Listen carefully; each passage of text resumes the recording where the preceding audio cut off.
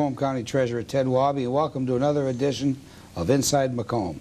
And today I have as my guest Gus Blumlein. And Gus, you brought a very special guest with you today, Father Ruthenberg, and we're going to talk about the sunken church as they refer to it. Father, what order are you with? I'm with the Order of Dominican Fathers, the Order of Preachers. Okay. St. Dominic's Order. St. Dominic's. Yes. What got you involved in this project in terms of? Well, basically, Ted, what got me involved in this was the first bishop of Cincinnati, Ohio, was a Dominican. And his family goes back to the time of John Carroll, and Bishop Fenwick's grandfather came over on the Dove and the Ark.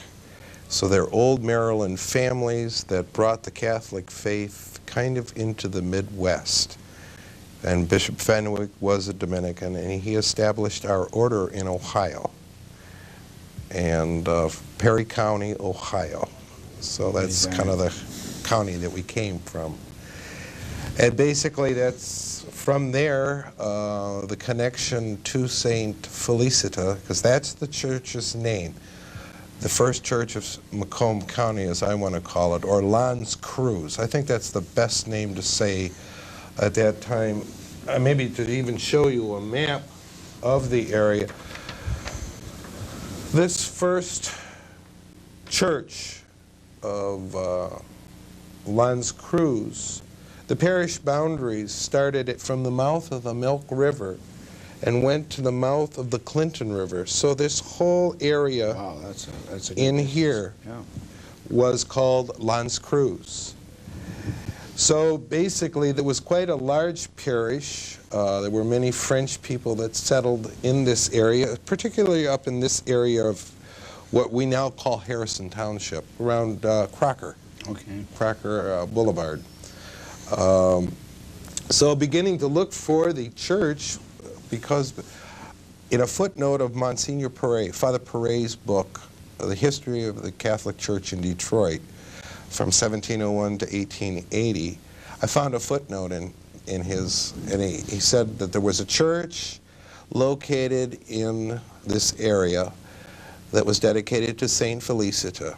And then I knew the year, and the year had to be the year that our bishop, Bishop Fenwick, was the bishop of this territory. Bishop Fenwick's territory encompassed all of Ohio, all of Michigan, both upper and lower, all of Wisconsin, and parts of Minnesota, and a little tip of Iowa. So he had quite a large diocese. In 1820, he became the bishop of Cincinnati. He had jurisdiction of all this area in here. So he was responsible for the Catholics, making sure that they had the sacraments, and he was responsible for sending priests into the area. At this time, there was a priest here in Michigan who came from Illinois, from down by Kaskaskia, which would be down here below St. Louis. And his name was Father Richard, Father Gabriel Richard. Oh, okay. Father Gabriel Richard.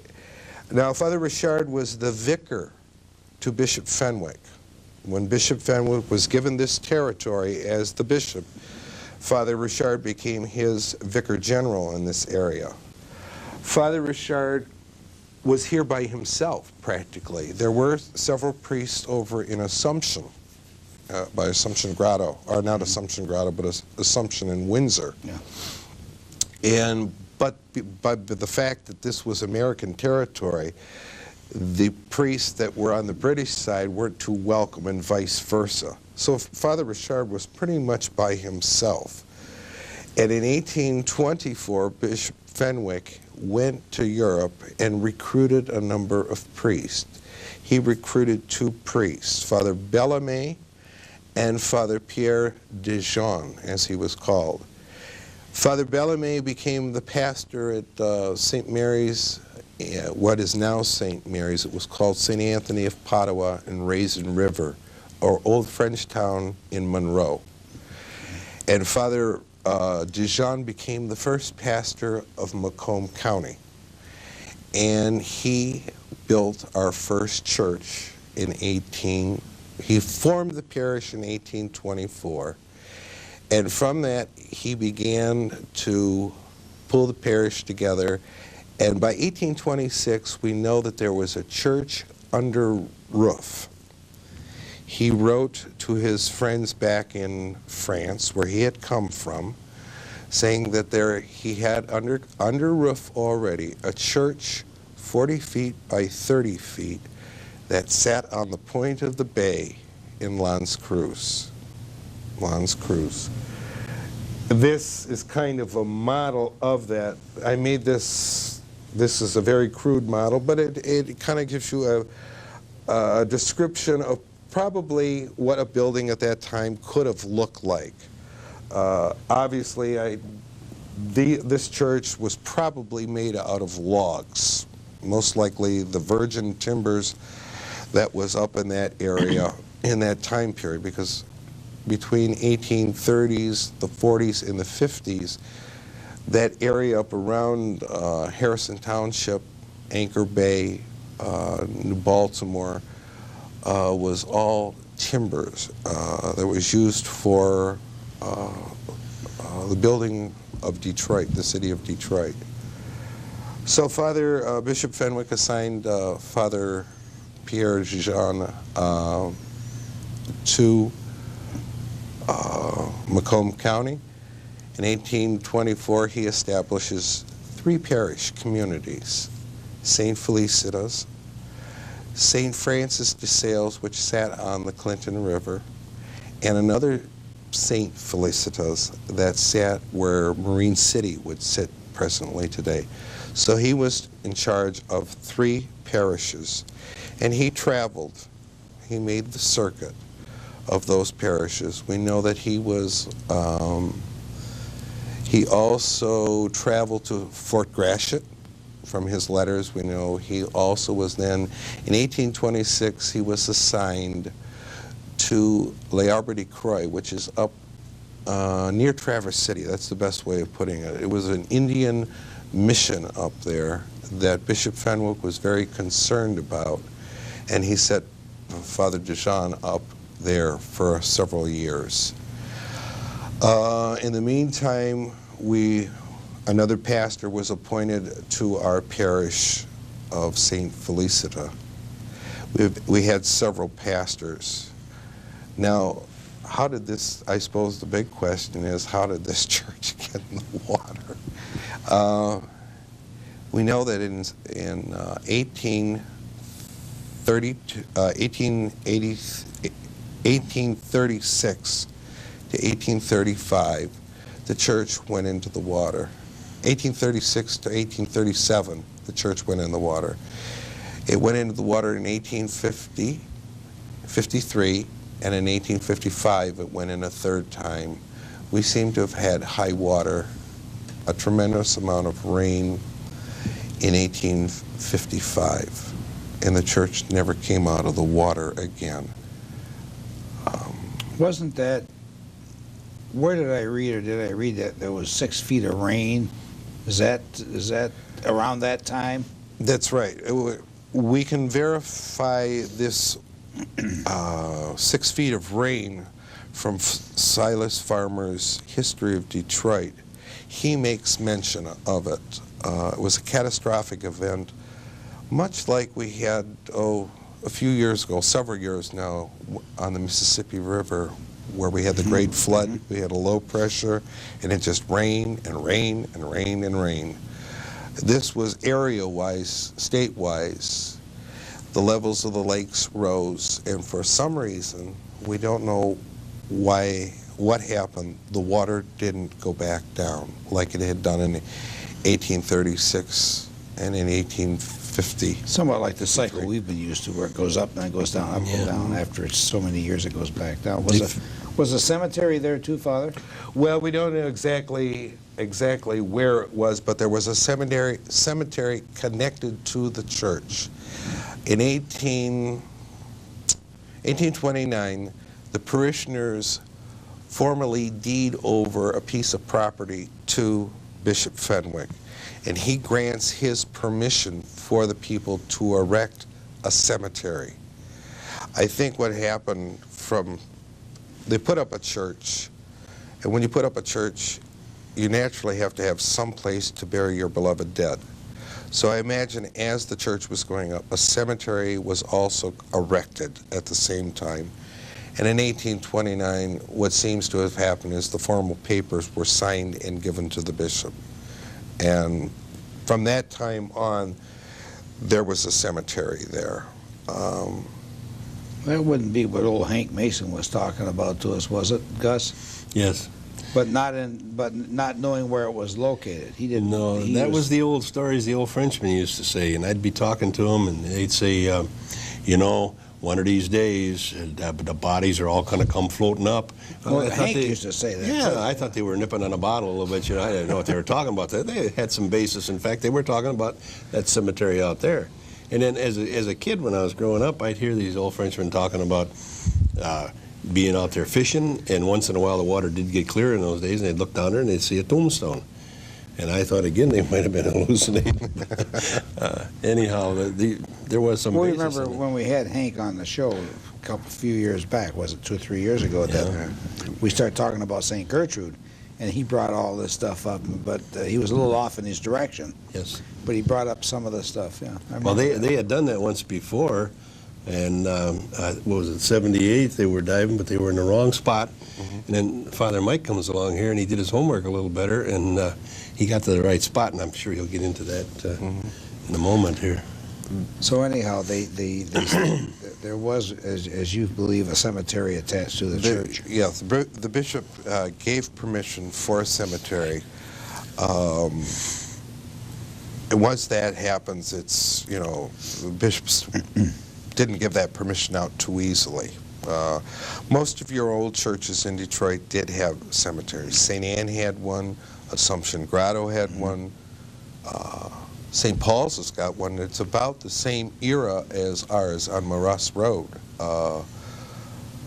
That's where all my family is buried. Is that where they're buried, Gus? Mm-hmm. Okay. So that cemetery is about as old as this one that's in the water. Doing the research, I kind of went back and got the old deeds. Was that right? I went to Mount Clemens, and the story in Father Perret's book was that this particular church was built on a piece of property owned by a Mr. Paul Rattel. You know, talking to my dad, and I think you would agree, Gus, that my dad would be right on this. If you've got a piece of property, you have to have a deed. So my dad said, go look for the deed. And that's exactly what I did. Is I went to Macomb County, to Mount Clemens, and started looking through the old records there. Lo and behold, the deed was there. It's public record. He listened to his father. I listened to my father, a wise man. Yes. A wise man. And pulled as a matter of fact, this is the deed it's handwritten. It was written in 1829. That's the date it was filed. It's in English. If you can read that script, it's very difficult to read, but it's on there. And Mr. Labadie witnessed it because Mr. Paul Rattel could not write. He nor his wife. They make That's their his mark, X. yeah. That's his mark. Paul Rattel, isn't that Paul something? Rattel's mark. And Labadie, Francois Labadie was the Justice of the Peace at that time. This was 1829. 1829, right. That's when the formal piece of paper was given over to the bishop, to Gabriel Richard and to the bishop. It says here, yeah, Gabriel Richard, Yeah. right. And up here it says, received, I guess, let's see, I have to read that this way.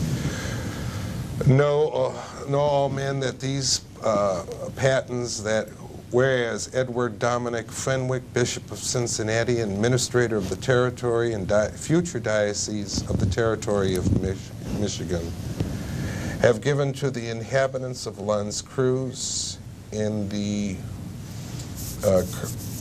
well, anyways, it goes on to say Harrison Township. A parcel of land, and he names the parish of Lands Cruz St. Felicitas. So we now know That's the really name amazing. of the parish. You know, before it was always just the old church in the lake. Now we have a definite name Yeah. for the church. We know that Mr. Rittell owned a piece of property. I went to the old wall maps at Macomb County, the college out there on Hall Road, and the old 1859 wall map. It shows the Rittell properties. Something. It shows Francois, James, Peter, and Paul Jr.'s property. I went then, I knew he had sons. If you have sons, you have to have a will. So I found Paul Rittell's will, which is also public record. And in it he states he died in 1842. Mr. Rittell died just before the flooding started.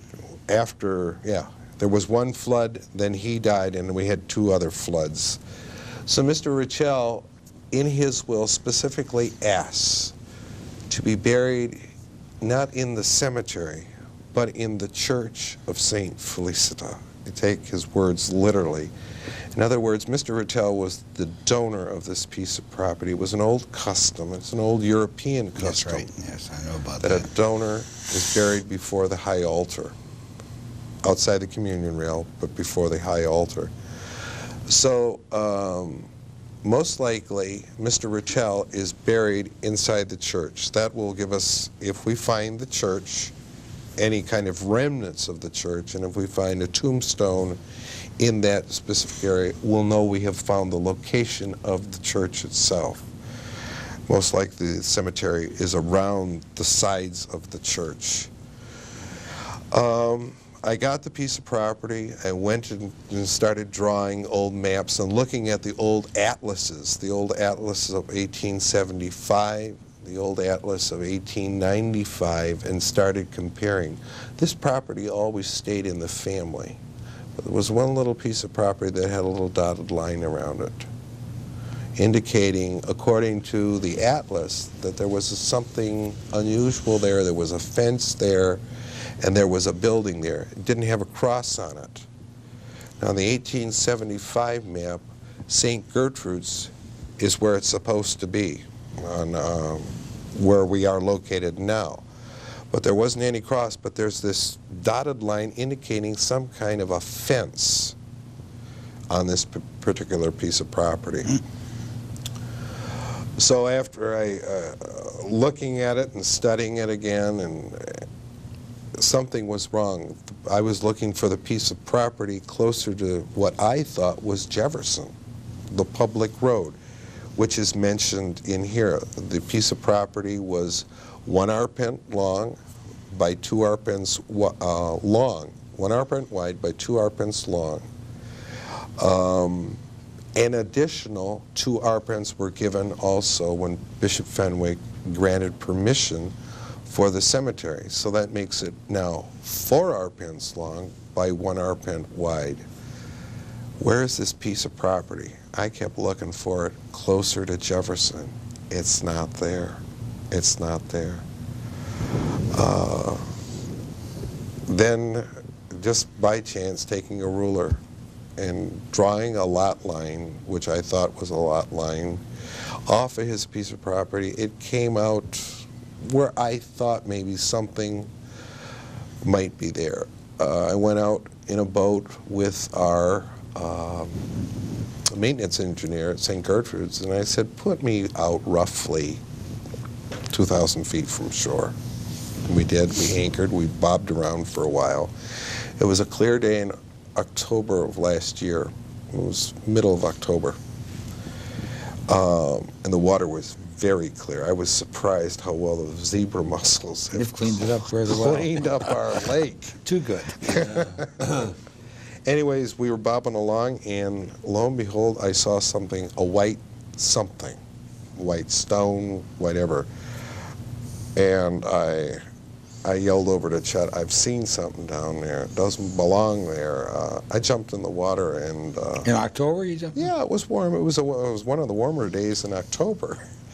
And of course, growing up in St. Clair Shores, that's where I learned how to swim. Was like, say, Eagle Point. Oh, is that right? And so I just jumped in the water, and I was only in the water waist deep.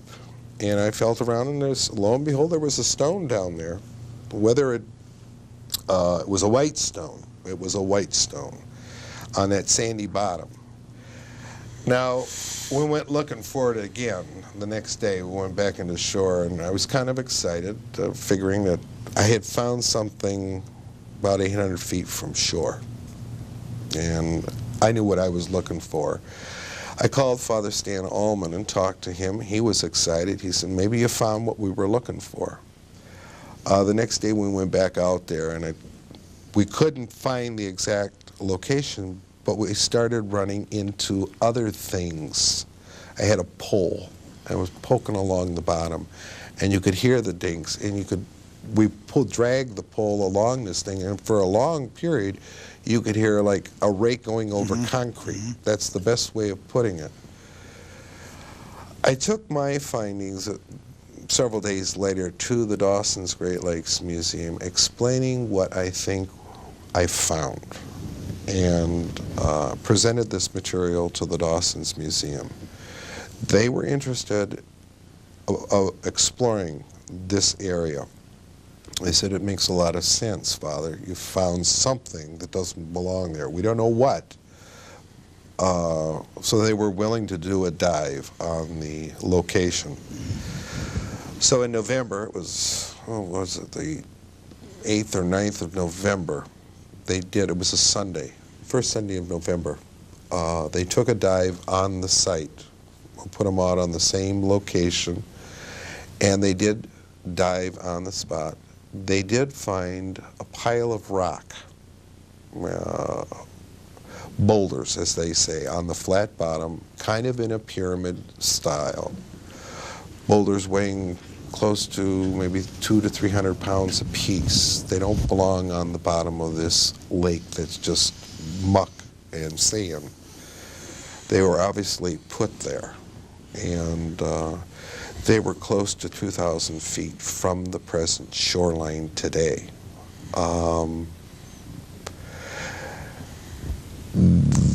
That was the morning dive. That was their first dive in the morning. They had to come, it was about 32 degrees that day. There was ice forming on the boat. The second dive, after they had warmed up and ate lunch, they went back in and they tied themselves off on a cord, and they spaced themselves out on this cord, and one of the divers, anchored himself on this pile of rock at the bottom. And what they did was a fan, what they call a fan or a sweep. They pivoted out from that point. They weren't 75 feet from this pile of rock, where they ran into 5 stones. One of them being quite large, hand-cut or machined, and they believe what they had found was the beginnings of the cemetery stones. They look like cemetery monuments and gravestones. The bad thing about these good old zebra mussels is that they've clung to this material. Yeah. We don't know what it's made out of yet. One of the divers was able to take what I want to call a joy boy. And we all have those in your wives have them in your kitchen, scouring pots and pans. But this is it's almost like a glove. And the divers of the Great Lakes Museum, as I understand, that dive on these sites, they carry, this is kind of standard stuff that they carry today with them. They brushed up against the side of this monument, and he was able to at least feel, and he had to put his face right up on this this monument, was able to feel some type of writing on this. So we're pretty confident that we have found what we want to call the northeast corner of the property. In dives that will be taken in the future, we need to determine the southern boundaries of the property. This way, this will give us the exact dimension. How wide was one arpent, one French-Canadian arpent? And then they can gauge that and take it into shore, running it into shore, running it west. This will give us the exact dimensions of the cemetery. They hope to discover, find, locate as many headstones as they can. This cemetery was used at least for 31 years. It was an active cemetery. We had a cholera epidemic in Detroit where 600 and some people died during this cholera epidemic. That's where Gabriel Richard died from. Bishop Fenwick died 13 days after Gabriel Richard. Oh, sorry, I didn't know that. After he had stopped here on his way back from Mackinac, he stopped in Detroit and to help out Father Gabriel Richard. And all the priests at that time knew one another. And of course, Bishop Fenwick was their bishop. And Gabriel Richard died in September, early September, and Bishop Fenwick died 13 days later on his way home to Cincinnati, Ohio. Well, Father, it's extremely interesting to hear all this stuff, and I know you're really excited about after all the years that you've worked on this, and obviously we're going to hear more and more about this as things develop with it. Unfortunately, our half hour is up right now, so we're going to get you back again for another program so that we can continue on with the episode of the church. And I want to thank you for being here with me today, and I want to thank Gus, as always, for bringing interesting people like you on the show. He's my great historian. He certainly is. He is. We look forward to having you back. Thank you, Ted. Thank you, Father. Thank you.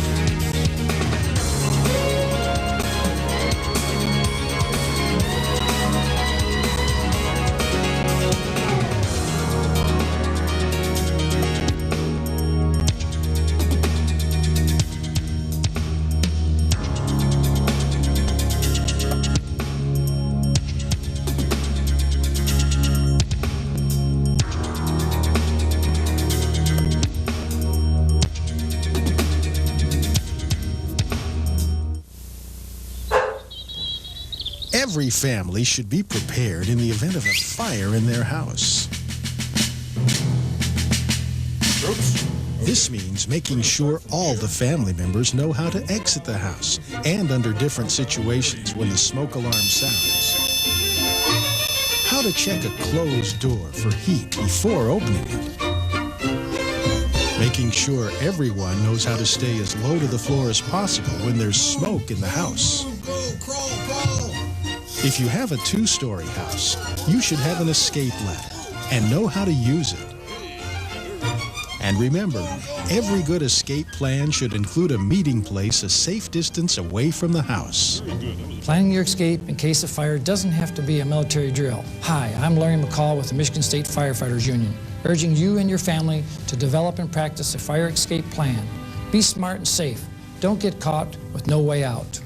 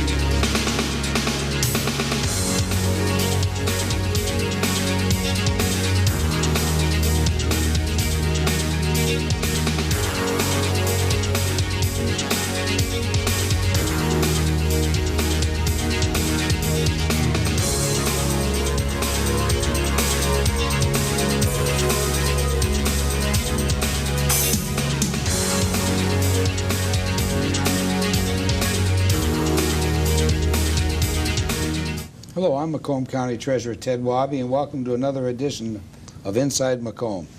Today I have as my guest Gus Blumlein, who has brought going to be a real well-known guest after we get through with the show, Yes, right, Gus? right. Father Ruthenberg. Father, welcome. Thank you. And we're here to talk about the sunken church. Now, Father, you grew up where, in St. Clair Shores? I grew up, yes, in Statler, just off, if you know where Bagnaska's funeral home Right. is. I grew up in that little dead-end street called Statler Boulevard in St. Isaac Jogues Parish. That's where I went to school and grew up in the Shores area. So you're real familiar with the whole area, having grown up there. Well, a little bit, yeah. Though things have changed from what we're going to talk about here, right?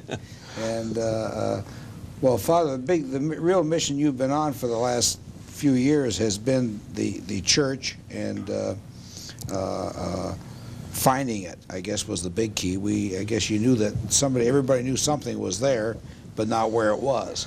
That's true, Ted. A lot of the old-timers would tell stories to probably their children, their grandchildren, of a cemetery being in the water. Grandma and Grandpa knew, well, let's say, where their mom and dad was buried. They couldn't get to it because the lake had claimed it. But there was always kind of a story that there was a cemetery out in Lake St. Clair, you know. So my quest was an 8-year quest. 8 years. 8 years of researching this and just kind of patiently sitting down, reading, rereading, going to the old archives, going to the county records of deeds. So it was, you know, in October when I did find that stone, I knew I was onto something. I didn't know how big or what I had stumbled across. Well, Father, now the pile of stone sitting there in the corner, what does that signify? Well, according to the way some of the lots were marked in those early days, and reading the deeds themselves that are public record in the county, there was either a stake or a fence or a pile of stone was erected. And this is basically what we have in this area here, is a pile of heavy boulders that was put there in a pile to mark something, a lot line. Now that was found there. This was found there, correct, Ted. That was found there. That's what the divers, when they went in the first time, this is what they found. They had swept, if they want to use this as Jefferson today, they dove off this point. They didn't find it immediately. They dove in and they swept into shore. They found nothing, no stones or anything. They came back this way, and as they had found nothing yet, and as they came back this way, the last diver getting into the boat looked down and saw a pile of stone. They immediately all got back into the water and went down there to investigate what this was. The water in November wasn't as clear as it was in October. They had difficulty, they could only about an arm's length that they could see. So the water was not cooperative that day. They did find this pile of stone, and that's when they came up and said, we have found a marking of some kind on a muck bottom, sandy bottom, basically. And when they came back into the boat and rested, they talked about what they think they had found. Several of the people that were in charge of this said that that was an old way of marking a lot line. I don't know, Gus, maybe you've come across that in your historical researches also. So when they got back into the water, basically a diver anchor positioned himself on this pile of rock, and they tied themselves off on that rope, and they fanned this area. And at 75 feet away from this, and this is not to scale, 75 feet away, they found 5 markings, 5 tombstones. They weren't in a row, they weren't standing up like we would normally think of a tombstone standing up. These were toppled over, some were flat on the ground. One was a large stone. I don't know the dimensions of that stone. They tried to take a video of it, but it didn't turn out because the water was so murky. They weren't able to accomplish that. What seems to be, and this is the deepest part, it drops off into 12 to 13 feet of water at this edge. Up until about, maybe 800 to 900 feet from shore, you're in water waist deep. When you start getting out here, by maybe 900 to 1,000 feet from shore, you're into water that's over your shoulders, and when you get out here, it's well over your head. Oh, I see. So we're going down. We're getting deeper and deeper and deeper. What is out here is the old shoreline, because then it takes a bigger drop into the deep. That's probably the deepest part of Lake St. Clair without being dredged by the Army Corps of Engineers. So we're out at the old tip of the northeast corner of the lot line. And again, an arpent away from this pile of rock should be another pile of rock. We haven't discovered that yet, but if it works out, That would be going south, wouldn't it? this would be going south towards Detroit. This would be going north towards Port Huron, the Clinton River. This would be up here, let's say that would be Jefferson, what we presently know as Jefferson. So that's what we're dealing with right now. Now, when we talk about the cemetery there, Gus, there was a lot of talk about bodies and all this and that, right, Father? Did you hear that? I've heard What was old the story stories. about that? What did you hear about that part of it? Well, occasionally that there would be a body that would pop out of the water. A coffin would float to the surface. Naturally, if the people remembered that there was a cemetery in there, and most people did remember that there was a cemetery in that water, that was one of their relatives. We don't know who that might be or what the stories were, the old legends were. But if a body naturally came up, that body was reinterred someplace.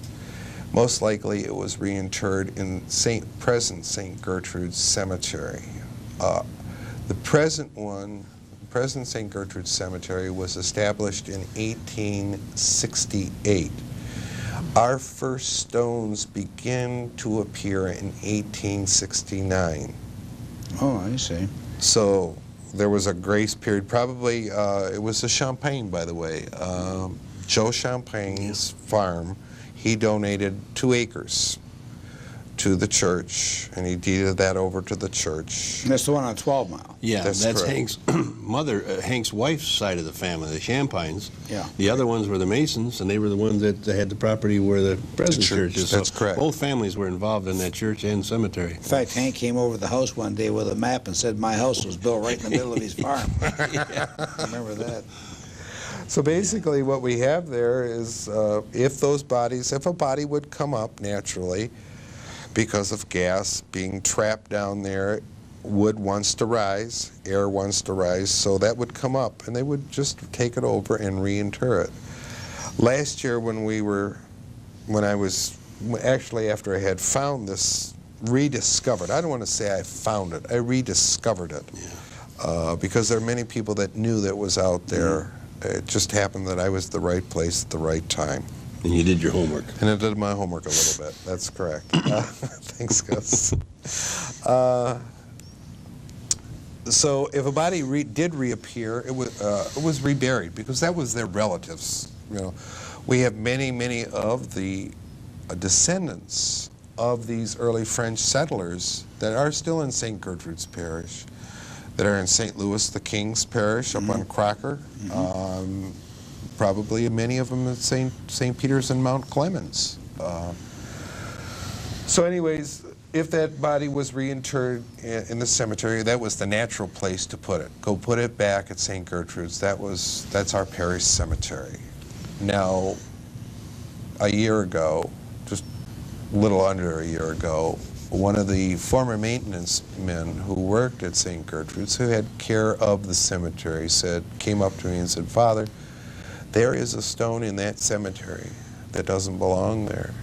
It's in the late 1700s. The date, I remember seeing it clearly." Well, St. Gertrude Cemetery needs a little work. I mean, we're a little overgrown with weeds and things like that. And probably what has happened is the grass has grown over the old tombstone.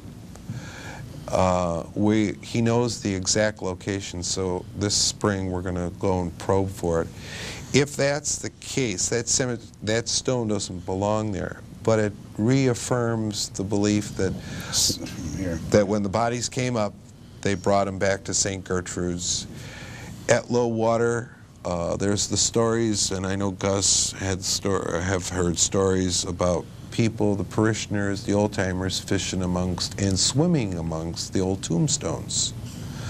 So those old little legends, you know, there's some truth in that. Most likely, at low water, that tombstone could have been picked up by a relative and taken to the cemetery. So it's not hard to believe that there are still people entombed there.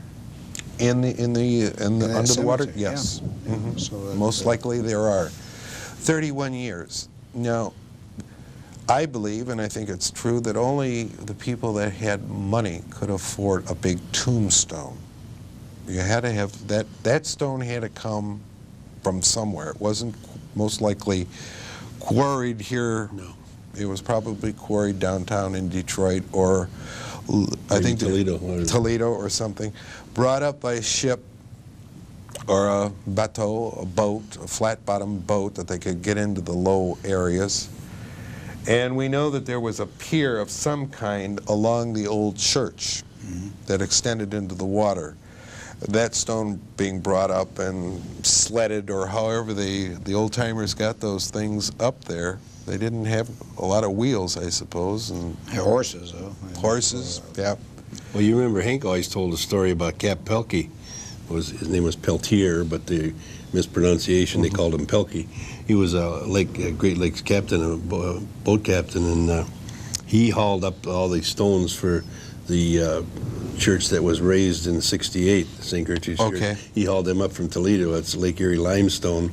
And every time he'd get into his cups, he'd say, "You know, Hank, they never paid me for them stones." Hank says, "Oh, you get it back in heaven someday." Amen to that. Yes. So that the wealthy had stones. Those people that could afford a stones. There were probably many that couldn't afford a stone that would put a simple cross on it, a wooden cross, maybe even an iron cross, but iron rusts after a while. So I know we're dealing with at least 31 years of an active cemetery. We've got basically 2 acres long that we're looking at. It would be much like going out and transporting the cemetery that's presently on 12 Mile and placing that in the lake. Now, that's the size that we're dealing with as far as the cemetery goes. So then let me ask you what the future of this thing. You're going to go back and you're going to go down. You're going to try to determine all you can about the site and the church and what's there and so on. It's interesting that the water depth is that deep, what Father was saying, in terms of because he's saying it's way over your head where the pile drop of stones are? Yeah. Yes. It's about 13 feet, 12 to 13 feet of water. Now, obviously, when they built that church, they didn't build it in the water. That area was land, usable land, so that lake came up an awful lot. And Came up, and it didn't. The strange thing is, it swallowed the church twice. I don't know if it totally submerged the church, but this time it submerged the church. It submerged the cemetery where the settlers or the pioneers could no longer use that. And in 1856, they've got Father Deprue from St. Paul, who's the pastor, buying the site from Michael Mason, his family. Pronounce it properly. where we presently sit today on Jefferson Avenue. What year was that, Father? 1856 is the deed that we find the first deed for the property. The church was put up in 56, 57, and that church, that very first church on the present site, burns in 1896.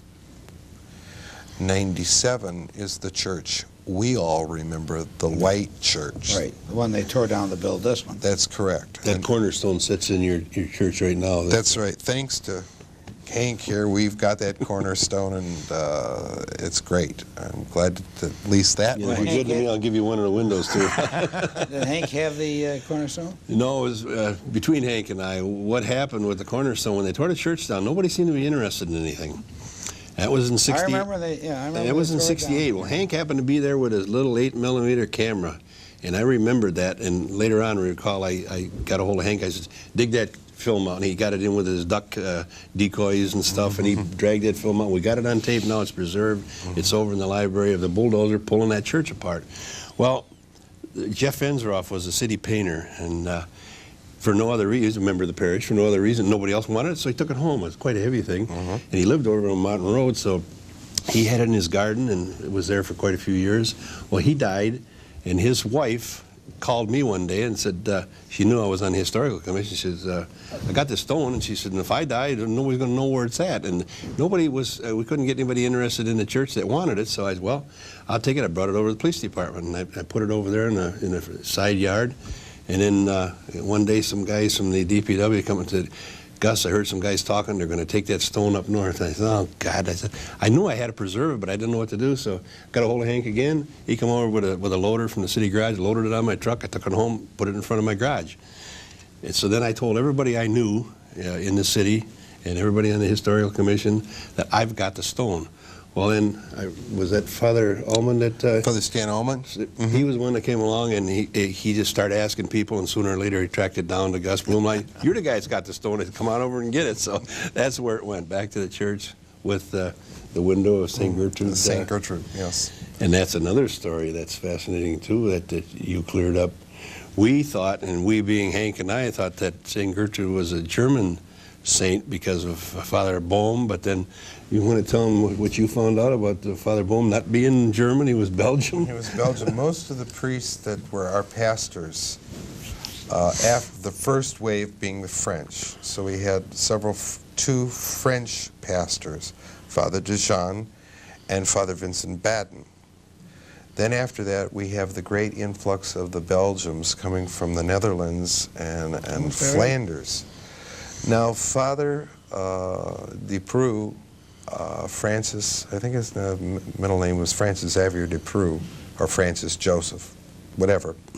But Father Depreux was from Belgium, near Ghent, the capital of Belgium, and he came from a town that St. Gertrude came from. Oh.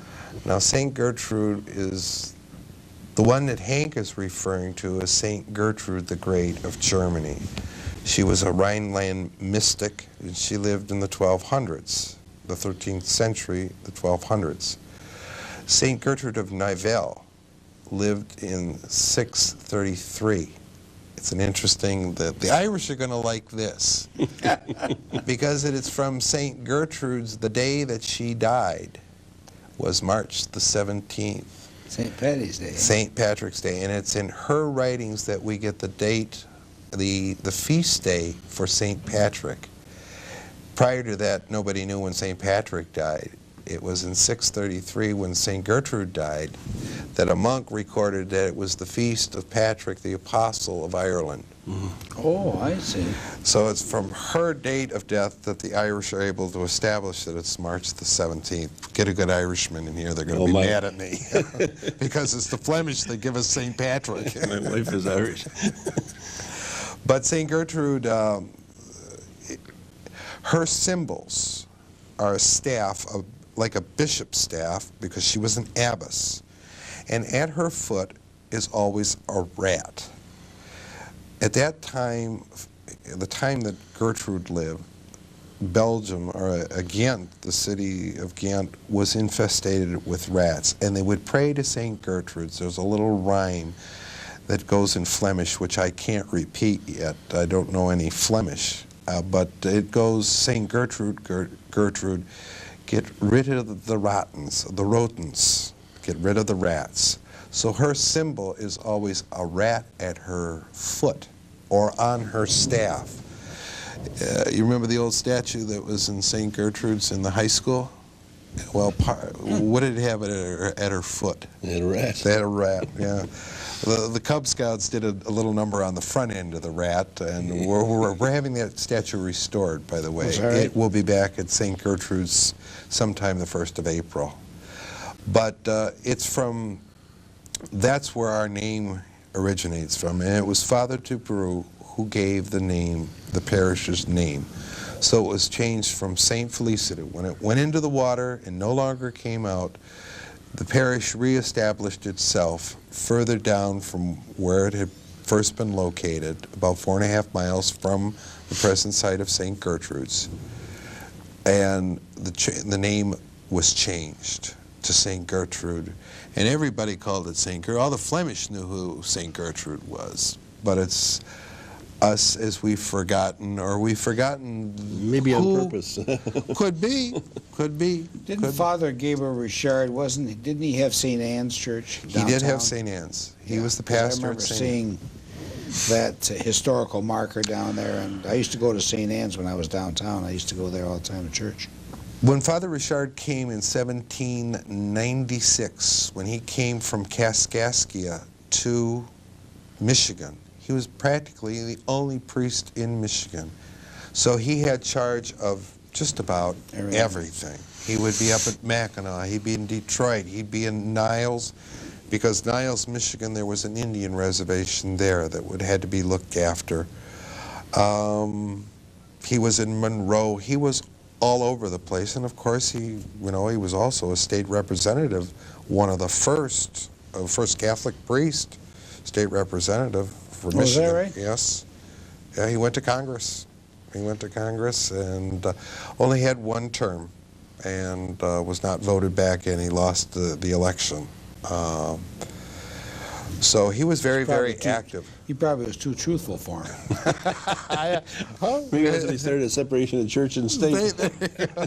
Now, Father, what is, let's say now you go back in the spring and explore this, or when the weather clears up.